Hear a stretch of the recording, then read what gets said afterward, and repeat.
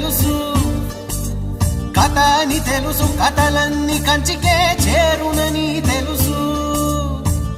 తెలుసు తెర తొలుగుతుందని, తెలుసు తెల్లారుతుందని, తెలుసు ఈ కట్టె పుట్టుకుమంటదని, తెలుసు ఈ మట్టి మట్టిలో కలిసిపోతదని.